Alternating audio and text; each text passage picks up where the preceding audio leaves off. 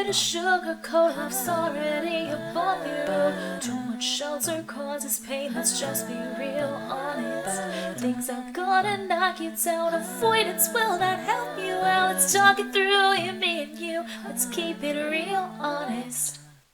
Hi everyone, welcome back to another week of Real Honest with me. Today we are talking about boundaries, which I kind of hate that word, really and truly. My favorite speaker on the topic is Lisa TerKeurst. Love her. She has lots of books. The most recent one that I read is Good Boundaries and Goodbyes, which I thought was really helpful and interesting. I learned a lot from it. So if you like to read, want to learn more, want some like practical exercises and next steps and things like that, highly, highly recommend her. But basically, I think I hate the word boundaries because it just immediately makes me think of confinement. And like, I don't want to be confined. I don't like limits. I feel like boundaries are like putting you inside a box where like I want to crash through things and like try new things and change things. But I think in practice, the idea is that boundaries protect us. My favorite celebrity couple, Carlos and Alexa Panavega, they have done a really good job, I think, on like their YouTube channel, and I think they mention it in their book too, but just talking about how a lot of people think that marriage is really restricting, where like people kind of celebrate the single life as like you can do whatever you want, and kind of traditionally bachelor parties have been like a funeral to the man's singleness, because it's like, well, great, now you're like chained to this woman forever, and like you can't do this and you can't do that and blah blah blah. And they have done a really good job of kind of talking about how they have found that their boundaries within marriage has come to be more freeing. Some speaker at some point who was talking about boundaries, I think said something to the effect of, if there are no limits to things, like let's say you are like running track and you're doing the high jump, and if there was no limit to how high you could jump, it was just like run and jump and see how high you can get, then there's not really a measure of growth. Where, you know, they have the high jumps are like set at certain levels. So you have like a goal, and it's like once you reach that goal, then you raise it, and then you have a new goal, and then you raise it, and then you have a new goal. So it kind of helps you, like limits give us something to work towards and something to measure against. In Lisa's book, Good Boundaries and Goodbyes, she talks about boundaries in the context of access, which I thought was really, really interesting. And she talks about like being aware of how much access you give somebody to you, and that the access that you give someone needs to match their behavior.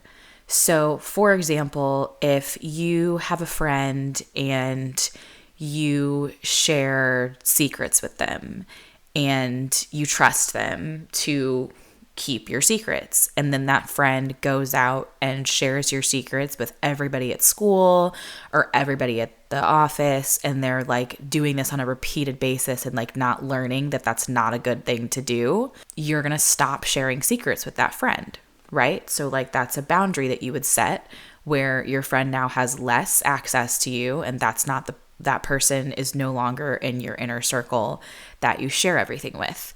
So I'm going to dial this back and go with a more, I'll dive into the relationship aspect of it later. I'm going to start with just a more practical example. So like I have boundary issues when it comes to communication. And I know that I've talked about this on previous episodes and I've complained about it a lot, how it really, really bothers me when people take a long time to respond, because my phone is basically attached to my hand. I have my phone all the time. And it's just like my phone is with me when I use the bathroom. My phone is with me when I'm working. My phone is close to me when I'm sleeping. Like I can virtually be reached at any time. And personally, I hate to be ignored. And since I hate to be ignored, I work really hard to not ignore other people. And I usually respond very, very quickly. I also am slightly OCD and I hate to have notifications. So like I clean every single day, I clean out my personal email inbox. I clean out the email inboxes of between my 2 jobs. I have 4 email addresses and I clean out all of those inboxes every single day. I look at messages as they come in real time and I take care of them immediately so that the notifications are gone and it's off my plate and it's gone for me. But as you can imagine, this causes a lot of issues because at work, for example, I'm a project manager. So typically, if somebody is asking me a question at work, they are stalled on the project until they get a response from me. So usually it's like a writer that has a question that I need to relay to the client and then get back to them before they can continue working on whatever it is they're working on. So just because of my role, the way that I do my work is that if I'm working on something for myself or like something that a task that I'm completing on my own. So for example, like I'm a project manager, but I am also the community manager for my company. So I manage social media and I plan our virtual events. So when it comes to making a social media post, for example, that's something that I don't need anybody else for. Like I make the idea for the post, I design the post, I put the text on the post, and then I send it to somebody for approval. But like I don't need anyone to help me create the post. So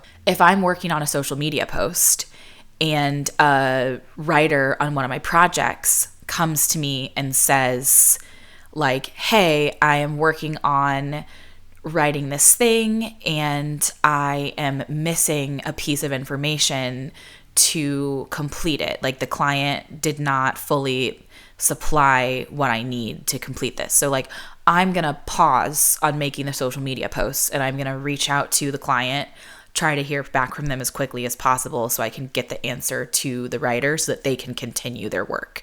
And then I will go back and do my thing.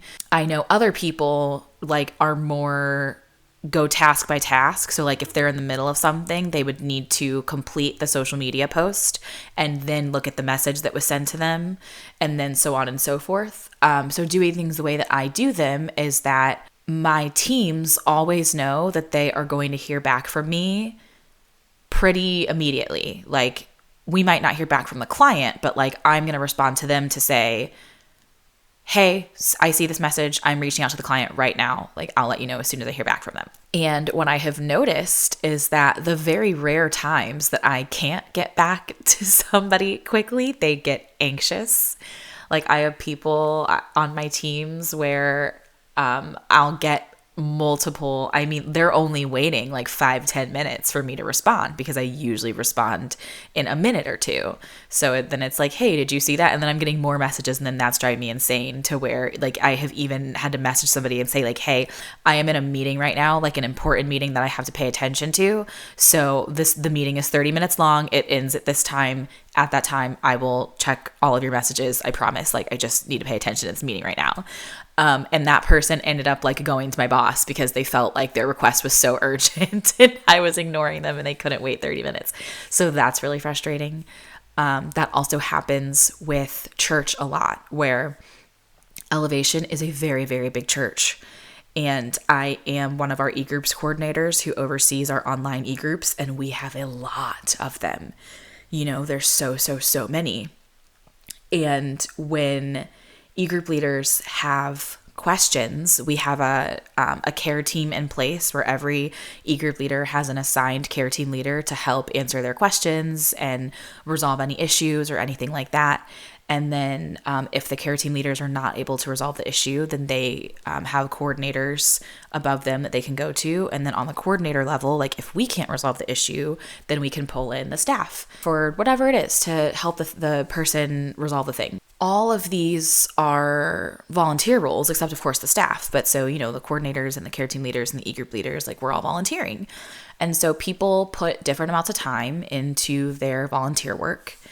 And there are some people who like will check for messages related to their volunteer stuff once a week. Some people will set aside time each day. And I do it the same way that I do my actual job, where like as messages come in, I respond to them in real time.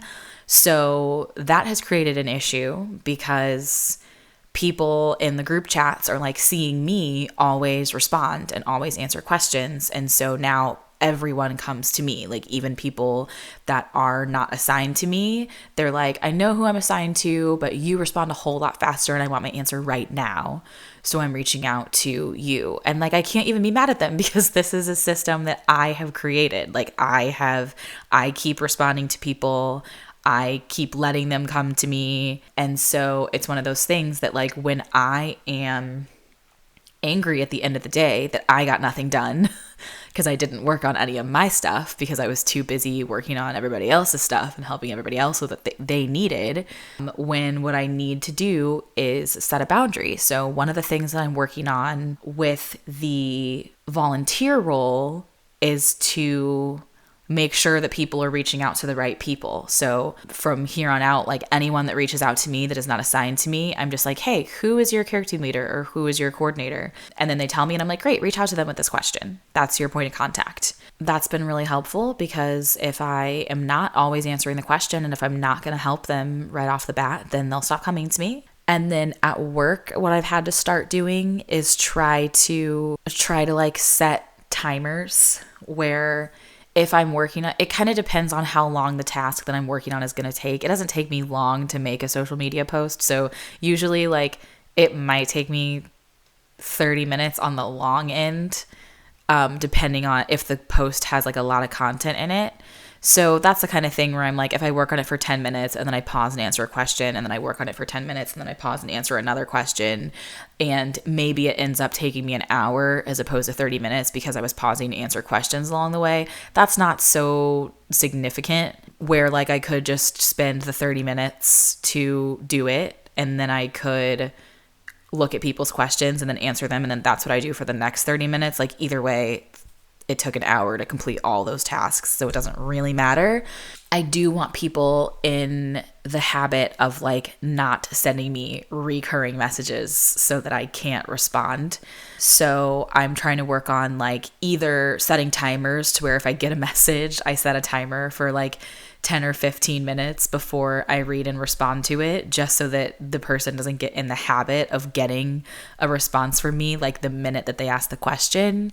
I also make sure like my Slack and my email and everything goes on do not disturb when my work hours are like, I set my own hours at my job. So like I kind of change it day to day depending on what's going on. But when I'm done working for the day, like everything goes on do not disturb. And I'm like, now I'm done. Like I'm not working late at night. Like I'm done now. And anything that I get after this, like I won't even see it until the morning. So if it's an emergency, then they'll have to go to someone else.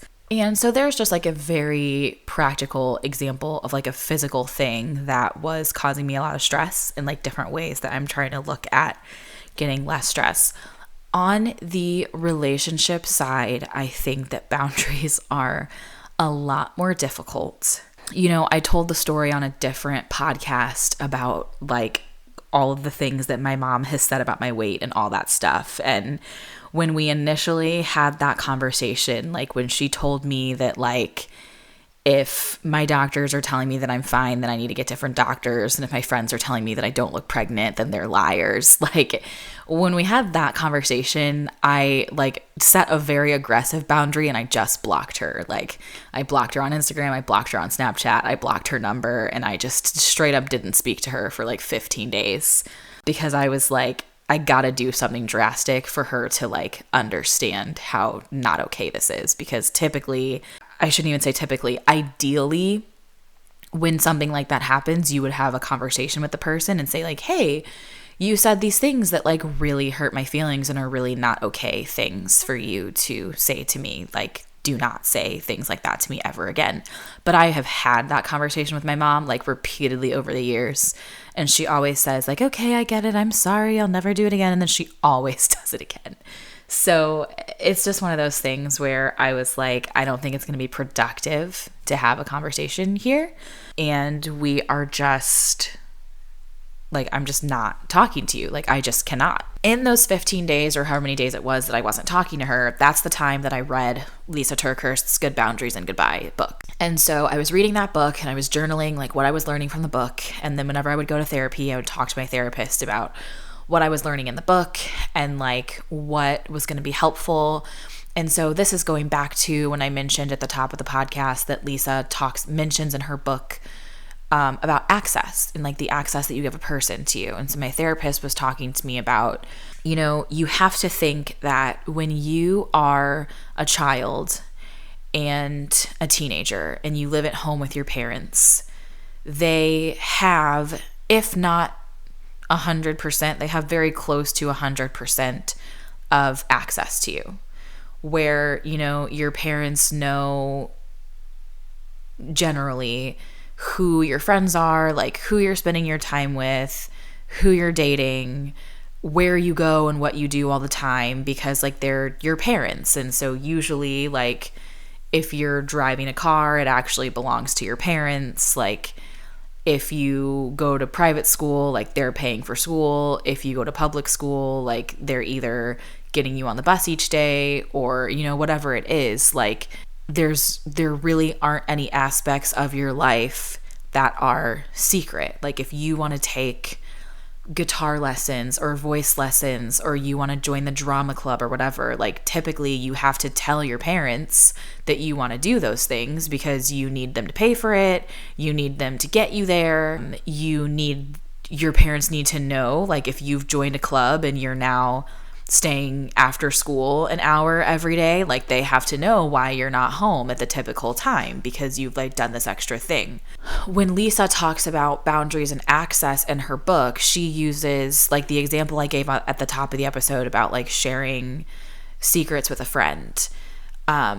She kind of talks about how like once you make a new friend, like wait until they behave in a way that says they can have more access. So like maybe don't tell your darkest secret to a brand new friend. But like if you are friends with someone and over the years, like you share a little bit with them, you share a little more, and they consistently are a source of support and they consistently help you and don't air your dirty laundry to anyone and are not sharing your secrets with the world, then you can share more with them. But I don't feel like she touched on how to do the opposite. She kind of talks a lot about how to slowly over time grant someone more access. But I feel like for a lot of us with our parents, we have to do the opposite, where it's like they've had full access to us for 18 years.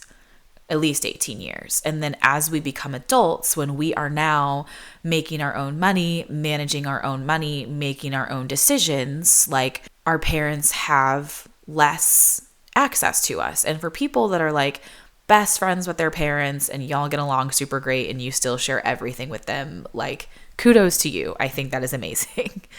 For those of us who are struggling with it, it's kind of like, what do you do? And that's why I like blocked my mom, because I was just like, I have to do something aggressive. Like I've tried talking to her and it didn't work. Like I don't know what else to do. Like what do I do? Like what are my options here? And so when I was talking to my therapist about it and we were discussing like how to set boundaries here, she's like, you know, think of it as like putting conversation topics. Like if you go back to the high jump example, you know, there are different levels. Like you're looking at the bar that you're going to jump over, right? Each bar is set at a certain height and those are different levels.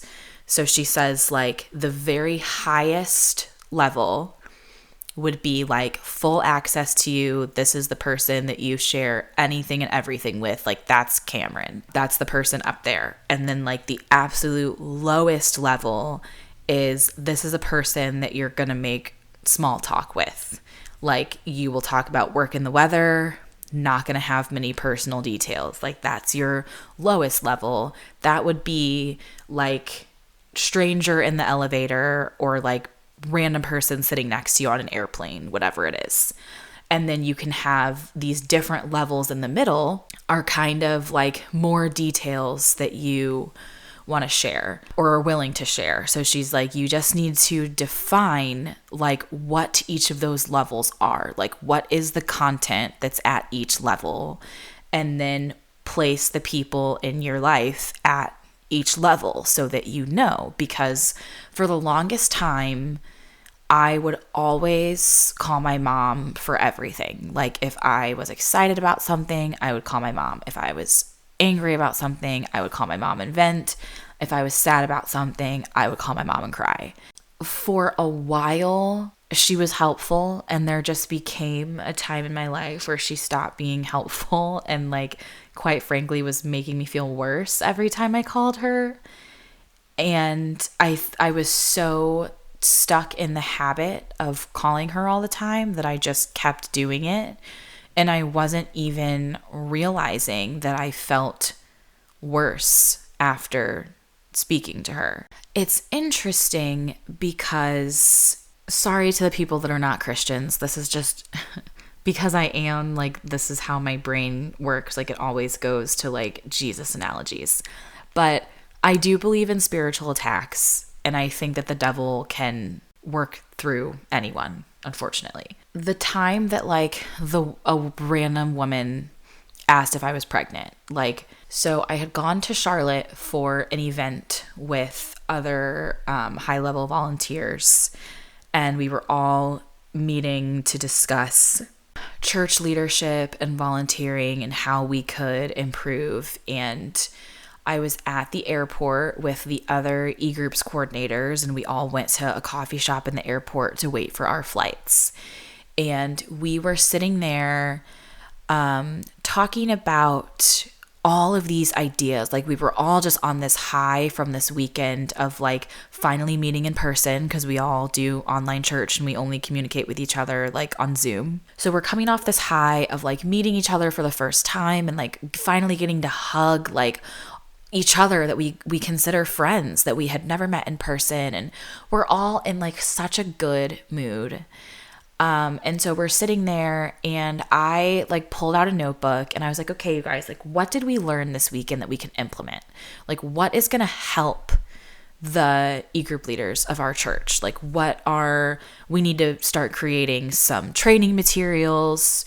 We need to start making sure that we're having like regular meetings and getting information out in a timely manner. And like, we were just kind of going around the group, like everybody sharing like what they had learned and their ideas. And we were like really fired up about this, but I was really like the person leading and instigating the conversation, and, putting into like somebody would say an idea, and then I would write that idea down and assign it to somebody to implement. And so I got up to go to the bathroom, and the barista came out to give me directions to the bathroom, and she like linked her arm in mine, and like while she's showing me where the bathroom is, she links her arm in mine like we are good friends, and she leans in and she whispers, "Are you having a little baby?" And I was like, "What?" And she was like, "Are you having a little baby?" And I was like, "No." And one of the other coordinators was like right on the other side of me. And the two of us like got into the bathroom, and the other coordinator looked at me and she's like, "What was that?" And I was like, I have absolutely no idea. And then I was just so distracted by it. We're like, when we got back to the coffee shop, the barista like hid in a back corner. Like, she was no longer at the counter like taking orders. She like hid in this back corner until our group like left the shop. Like, she didn't look our way. She didn't say anything to us. And we're all like back at our table, and I'm kind of like staring out, like just people watching in the airport, because my brain is now going through like, this is the second time that a random person in public has asked me if I'm pregnant. And like, where is this coming from? Like, why do people think that I look pregnant? Like, what is going on? And I had like shared with the other coordinators, like the previous time this had happened to me a year ago when I was at Disney. And they were all like, consoling me and trying to help me feel better. But then one of them was like, what were you doing when, you got up to go to the bathroom and she came over to say this to you? And I was like, what? And she's like, think about it. Like, you were totally in the zone, like here leading us and like really excited about going home to create all of these training materials and leading other people. And like, what is happening now? You're distracted, you're crying, you're not in the zone. We have stopped talking about all of these great ideas that we had that you were going to implement. So I think this is a spiritual attack. I think the devil used that woman to derail you because he doesn't want us to work on this really amazing thing that we were gonna, we were like really getting somewhere, and you were leading the charge, and like now you got torn down. So like, can we try to put that aside and like get back to what we were doing? And so we kind of got back to it, but it just like, heart wasn't fully in it. And then my mom picked me up from the airport. So I got home and then got in the car with her, and then she said what she said. And then I had a really good friend, because obviously I was just like sobbing because my mom was so mean to me.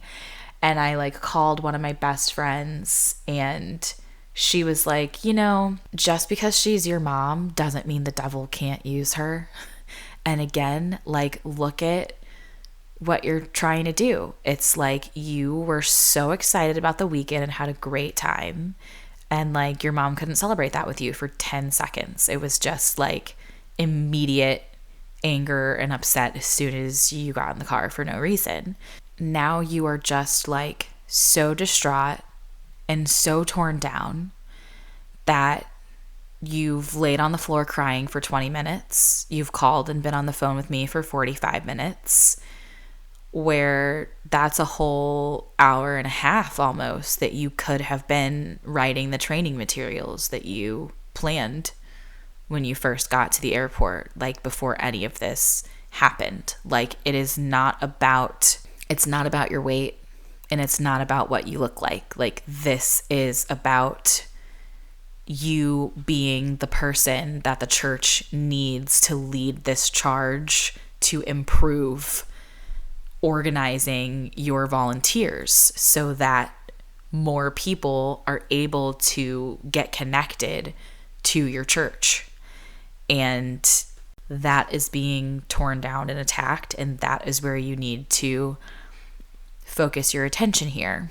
And I go on this little aside of the spiritual attack just to say, when it comes to spiritual attacks in general, like, I have always felt like the devil can only use evil people. Like, the devil can't use Christians, and the devil certainly can't use my mom, because for one thing, she's my mom and she loves me, and for another thing, like, she's a Christian. Like, she prays every day. She's very close to Jesus. She has like a really, really great close personal relationship with Jesus. So like, how is it possible that like the devil would use her? But then you have to think like, well, the devil's going to use people that get the job done. And it's kind of like, if a random stranger off the street like walks up to you and is like, that's a terrible color on you, and then walks away, you might be offended that they think the color looks bad on you, but you're more likely going to be like, that was weird, what a crazy person, and move on. But if your very best friend says it to you, it's just, it hits different from somebody that means something to you, that is supposed to protect you and love you and care about your feelings and whatever it is. So going back to the boundaries and access things, like, when you are a kid, boundaries are set for you, and access is predetermined, that your parents have full access all the time. And one of the first things that like started getting really difficult for me and my mom was when I I lived on campus for the first 2 years of college, and then the last 2 years I moved back home with my parents. And so I felt like my mom was viewing me like I was a high schooler again, because she like had to know where I was going and who I was going with and what I was doing all the time. And I was just kind of very like, I mean, I can give you the names of the people that I'm meeting for dinner, but they're not going to mean anything to you because you don't know them. You don't know them and you're not going to know them. Like, I'm not in high school. It's different when I was in high school and you knew all of my friends, because when we would hang out, we would either hang out here or we would hang out at my friend's house. Like, there was nowhere else to go. And also in the years before we could drive, like, you had to take us places or my friend's parents had to take us places. So like you had to know who all of my friends were. Like, now that I'm in college, there are friends that I only see on campus and I'm never going to bring them to your house. I'm either going to see them on campus or I'm going to meet them somewhere. So like, yeah, I can tell you their names, but it's like, that's very different from like me being in high school and saying like, I'm at Ashley's house and you know exactly where Ashley's house is and you know her parents' names and you have their phone numbers, and like, that's just not the situation anymore. And she would always get really upset and like yell at me and be like, if you're gonna live under this roof, like, you're gonna live by my rules, and like blah blah blah. Like, so many of us have heard that. But I do imagine for a parent, it's got to be difficult to make that shift, because, you know, for the last 18, 20, I think that what is the age now that you're on your parents' health insurance till? 26? So, you know, for the first, that's a big, huge amount of time that like your child is telling you everything, and you do have to make all the decisions, for better, for worse, right or wrong. Like, everything comes from you. And so I imagine that that's a really, really hard adjustment for parents when they have adult children that are now making their own decisions and paying their own bills and doing what they want with their money, as opposed to you telling them like, here's $20 and here's what you can buy with it. Like, it's just, I can only imagine how difficult and how stressful that is, because it's so absurdly stressful on my end that I can imagine it being really, really stressful on the parents' end. Moving into the hard conversation of the week, the other day, like, I went for a walk with my mom, and then after the walk, we were like having this conversation and got on the topic of the podcast, and she was like really upset and telling me like, what kind of a daughter like says the things that you say about your dad and I on the podcast, and like and I'm just like, what have I said about you guys that is so terrible? Like, really and truly, because I think that I am genuinely going out of my way to give examples of like, here is something that I experienced, and if it's something that I experienced when I was younger that was experienced in a negative light, like, here's what I learned through therapy that helps me look at it differently. Like, I feel like that's a positive thing to say, like, even though I was punished for this thing when I was 7 and I felt really like I was afraid of my dad and felt like he hated me, like, as an adult discussing the experience with my therapist, and she's able to say like, well, what if like that reaction from your dad was out of love and fear and not out of anger, and anger is just how it manifested. I'm like, oh, that makes a lot of sense. So, you know, partially, and then it was like, you know, she's like, well, I'm not even gonna go down that road with you. If you think that what you're saying is okay, but then literally like in the next breath, she's like, it's fine. I don't care. I don't even care. And it's one of those things where like, I did tell my mom when I launched my podcast, I was like, it's called Real Honest. The whole point is for me to be open and honest about my feelings and my life, all of it. And that is going to include experiences with my family, because my family is a big part of my life. And my family is one of the biggest stressors of my life. there's probably going to be some things that are hard to hear and that you're not going to want to hear. I can't stop you from listening, but it's not for you. Like, I'm making the podcast for my friends and for people who are in similar situations to me that are struggling, for them to know that they're not alone and that somebody else is going through this. And if I can talk about something that I have struggled with and someone can listen to it and like maybe get an idea that might help them, then like that's what I'm doing this for. Like, this is not a forum to complain about my parents. This is not a forum to complain about my sisters or say that my family is terrible or I hate them or any of that. Like, that's not what I'm doing. And it was just so like, she goes into this tangent and starts telling me how like clearly my therapist is not serving me and I need to get a different therapist, and my therapist must be my age. So how about I get an older therapist that's actually going to teach me something, and I have so much more work to do. And I'm just sitting here like, for somebody that doesn't go to therapy and refuses to go to therapy and that like has tried a couple times and just wouldn't do the work, like, you have no right to tell someone that their therapist isn't serving them. Like, as a person that like for a hot second, my mom and I tried to go to therapy together. And I kept asking her, like, do you feel like this woman is helpful? Like, do you feel like you're learning something? Do you feel like we're communicating better? Do you feel like we're getting closer? And she was like, well, I don't know. You tell me. Like, you're the one that goes to therapy. I don't go to therapy. So I don't know how to know if she's helping or not. And that was why I made the decision to stop going, because I was very like, if you don't have a goal in mind, like if you don't have a gauge of whether or not this is helpful or not, then it can't be helpful, because you can't, it's back to the high jump limits thing, where it's like, if you don't have a goal, then you can't know, you have no measure of if you're hitting it or not, of how close you're getting to that bar.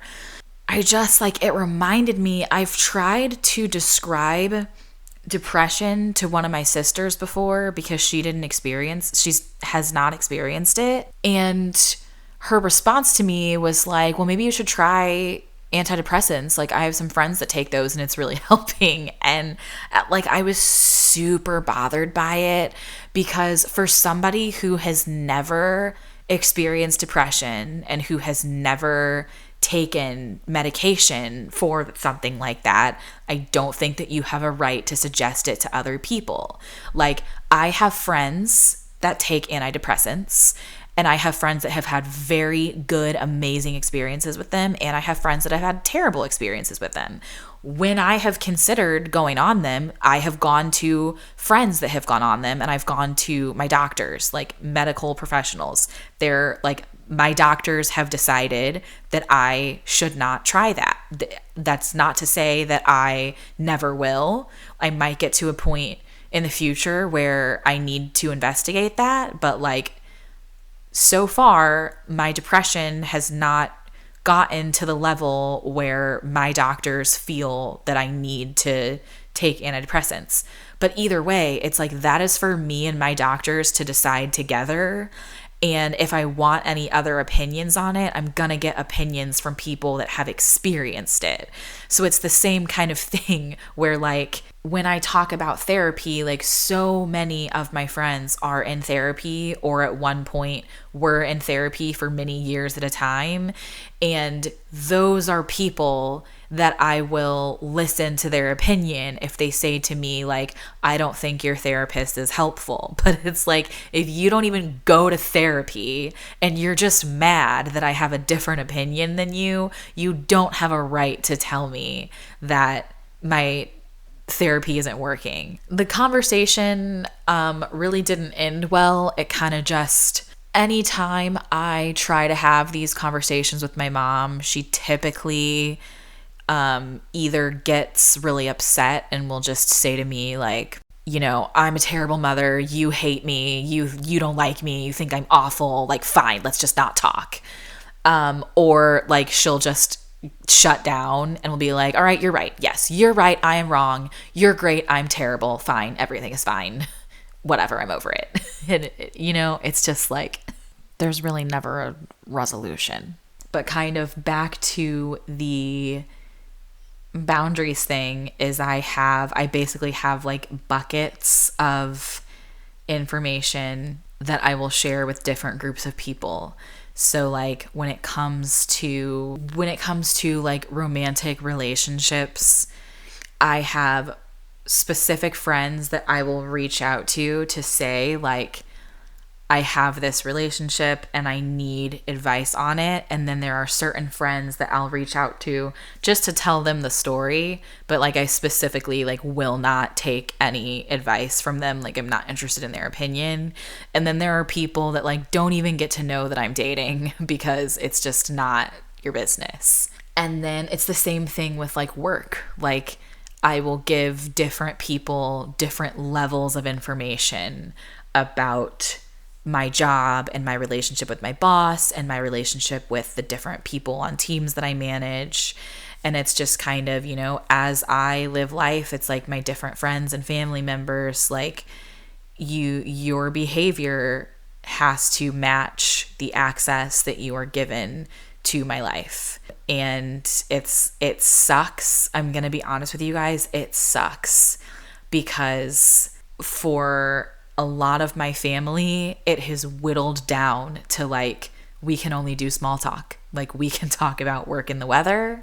We can talk about like on a high level, like trips that we might be going on or something, but then it's dangerous territory because it's kind of like if somebody asks like, oh, what trips do you have planned? And then I give them like a list of all the places that I'm planning to go in the next 3 months. And then they say, oh, who are you going with? And then I like give them like the names of people that I'm going with. And then they start to ask like, oh, who's that? Like, how well do you know that person? And then it kind of dives into like, I don't want to share with you the full capacity of my relationship with that person, because that opens up the door for you to have opinions on that person and whether or not I should be traveling with them. And so you kind of have to navigate with like the person that you're talking to if they start asking those questions. And my therapist always says, like, when you get in situations like that, it's really helpful to just turn the conversation back to the other person. So if they're getting deeper to a place where, like, you're not allowing them to go because you have boundaries in place, if they start to say, like, oh, how do you know that person? Just be like, do you have any trips planned? Where are you going? And just, like, kind of keep asking them questions and just keep them talking so that they're not even able to ask you any questions. But at the same time, it's just like it starts to feel like playing a game, and it gets exhausting, you know. And you kind of have to feel out like, how badly do I want to play that game? How often do I want to play that game? Is it worth it to play that game? Because there are people that I can talk to where I don't have to work this hard of like keeping it on a certain level and keeping it light and fun and happy, and it's just like, it's so exhausting. And I think also there are levels of emotional depth. So like the way that my therapist has described this to me is like, if you imagine emotion on a scale of 1 to 10, where 1 is really, really sad and 10 is really, really excited. Like my level 10 excitement might be your level 5 if you're like not a very expressive person. And so like everybody has a different range. Like people with bipolar, for example, who experience like very extreme highs and very extreme lows, their range of emotion might be like -20 to +20, where my range of emotion might be -5 to +5. So I can't, like, they're experiencing like sadness on a level that I don't even have the ability to go to. So I could not understand their depression if I tried, because like my personal emotional low doesn't reach that low.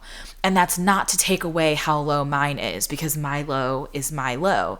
And it's the same kind of thing where if you think about like people that were raised with a silver spoon, where like everything is handed to them, and like have maybe never experienced any kind of tragedy, and like maybe these people, like, I'm trying to think of a stupid example that I used to give, because when I was in college at Belmont, there was a very like snooty private school kids that like really looked down on public school kids, and it was a thing there that like if you had gone to a public high school, you were thought of as lesser and dumber, and like the private school kids were just like all like had themselves up on a pedestal.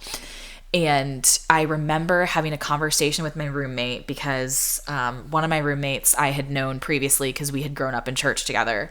And then our other roommate had been like came from a very wealthy family and like never really struggled. Not to say that me or the other girl had struggled, to be honest, but my two roommates were like butting heads a lot, because one of them just like seemed to have her head in the clouds and just like lived in another world where like everything was great, and the other girl was very like, the world is terrible, like people are being oppressed and you just don't even understand, and like whatever.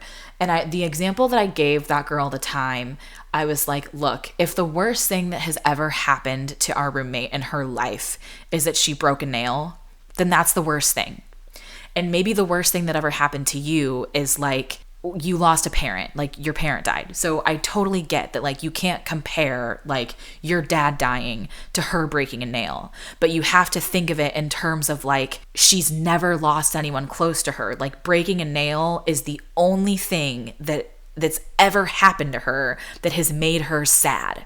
So like, her capacity for sadness compared to yours is very shallow.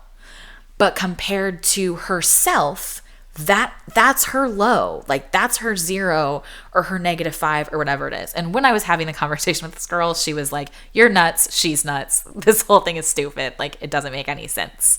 But it makes a lot of sense to me. And it's really helpful to think of, because I feel like we are always comparing. And like, one of my sisters has told me before that she has a hard time like sharing with me when she's sad, because she said it feels like it's always a competition with you, where it's like, if I'm sad, you're sadder. Like, I'm sad, but you're depressed. Like, a boy has dumped me, but you've been assaulted. So it's just like, I feel like I can't be sad. And if I tell you that I'm sad, it's just so like, I'm looking at her like, you broke a nail, get over it. When like, what I really need to do is just take what I know to be sad completely out of it and just look at her experience just on her scale on its own, like totally not compared to mine. And that's really hard to do. Like, it's really, really, really hard to do, because your brain is your brain and it works how it works, and you experience emotions the way that you experience emotions. Honestly, the easiest thing is to go out and have friends that experience emotions similar to you and that have similar ranges, because then you don't have to do all of this emotional work. But it's not realistic that you will only have people in your life that like are easy to talk to, and you don't have to do any of this. Movie recommendation of the week. I'm going to recommend The Equalizer 3, even though I hated it, because the explanation really is on par with like everything that we're saying. So like, I went to see The Equalizer 3 a few weeks ago with my parents and a couple of their friends, and the 4 of them loved the movie, and I thought it was awful. And this is like a whole argument that I have with people all the time that drives me insane. But so movies are objectively bad or good. Subjectively, you enjoy a movie or you don't enjoy a movie. That is completely irrelevant to whether or not the movie is objectively bad or good. And it's so annoying, because like, when I try to have this conversation with my dad, he's like, yeah, well, we didn't all go to film school. And I'm just like, I learned literally nothing in film school. I did not learn this in film school. This is just common sense. Like, this is just stuff that I've always known because I love movies and I study movies. So, okay, basically, like, there is a formula for plot, right?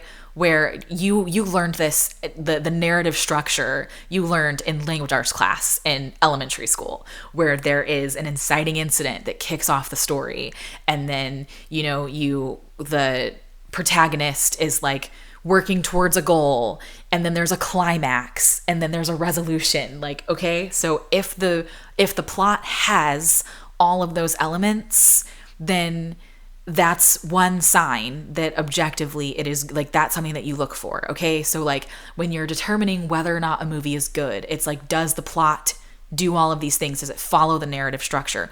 Or if it breaks the narrative structure, does it do it well? You know, because, and Shonda Rhimes talks about this in her masterclass, so if you're interested, totally take it. But she talks about how, like, you can totally break the rules when it comes to writing, when it comes to any creative project, like movies, TV, whatever. There's a structure to write a pop song. And, you know, but she just talks about, like, if you're going to break the rules, you have to learn the rules in order to break them so that you can break them well. And that's the kind of thing where, like, if a movie starts at the climax and then reverses in time, like, there's a way to do that well, and there's a way to do it poorly. But so anyway, there's is there a plot? Then there's script. Like, are the lines good? Are they convincing? Are characters going on journeys? Are the characters static or are they dynamic? And then there's cinematography, and there's music and the score, and like all of these different things. Like, a movie can have all of those things. And the example that I usually use is The King's Speech, because I hate that movie. Like, I hate it. It's a great movie, though. Like, objectively, it's amazing. It does everything correctly. The script is amazing. The story is amazing. The actors' performances are amazing. It's beautifully shot. It's very well acted. Like, I truly cannot find fault anywhere in that movie. It's just that I personally don't like it. It's not a story that I enjoy watching. I find myself very bored when I watch that movie. That doesn't make it a bad movie. So I say all this to say, The Equalizer 3 is a terrible movie. Like, it is so bad. Like, the plot does not follow the narrative structure. There isn't even really a plot. The script is awful. There's not a single character that has any growth or goes on any kind of journey. Love Dakota Fanning, but she really doesn't even have a purpose in the movie. It's basically just like watching Denzel kill people, which, you know, if that's what you want, that's what you want. And so it did occur to me when I was sitting here, like, arguing with these 4 people that, like, loved this movie. There's nothing wrong with them loving this movie, by the way. You know, I just want everyone to acknowledge that it's bad. Like, I was just saying, it's bad and I hated it. It's bad and you loved it. That's fine. Like, I love the Mission Impossible franchise. I don't think those are good anymore. The Fast and Furious movies have not been good since the 4th one. Those are terrible. I love them. Like, Fast and Furious is my favorite franchise. I don't watch Fast and Furious for Oscar level acting and for, like, deep emotional work. Like, I watch Fast and Furious to watch Vin Diesel say family and to see some crazy car stunts that don't make any sense. So I feel like The Equalizer, it's literally exactly the same as John Wick to me, where it's just like, those aren't movies that people see for, like, story and character development. It's like, that's what people see to just, like, watch a man murder for 2 hours. And that's what some people like and want, and that's totally fine.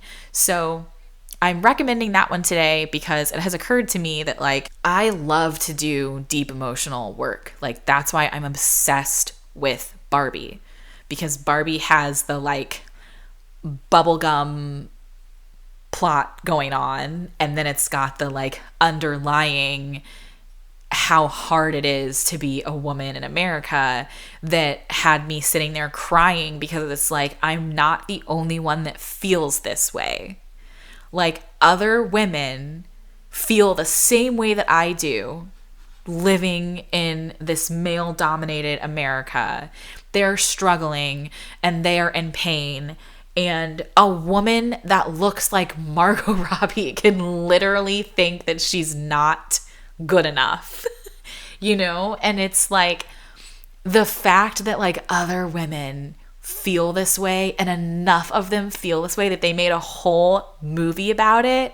It's just like, never had a better experience in my life. I do understand that like a lot of people just want like something easy. Like they want something that they don't have to have had a deep emotional experience to connect to it or understand it. And they don't want to leave the theater like thinking about it forever. We're like, that to me, like that's what I look for. I am like, when I walked out of Barbie the first time, I thought about it and talked about it for the next week. And then I saw it again. I have now seen it 4 times and I'm still talking about it. Where something like the Equalizer, it's like the second I stepped out of the theater, it was out of my mind. Like I'm not going to call anyone and talk to them about the Equalizer because there's not even any substance there to talk about. But that's not a problem, you know? Like people want stuff like that, you know? For a lot of people, movies and books, like they're an escape. Like they want to escape into another world for 2 hours and just like not be bothered and not be thinking about their own life. And I do think that that's part of when I've talked to women that don't like Barbie, I think part of it is that like they were expecting to escape into another world and like see a story for 2 hours, and Barbie just hits too close to home because it's like, oh no, like this is our world and these are problems that we have that are not resolved. What do we do? It's like you walk out of Barbie and you're like, oh no, you're like, okay, so people are even acknowledging how terrible everything is. What do we do? What do we do? And we just don't know. I'm not here to sugarcoat life's already a bumpy road. Too much shelter causes pain, let's just be real honest. Things are gonna knock you down, avoidance will not help you out. Let's talk it through, you, me and you, let's keep it real honest.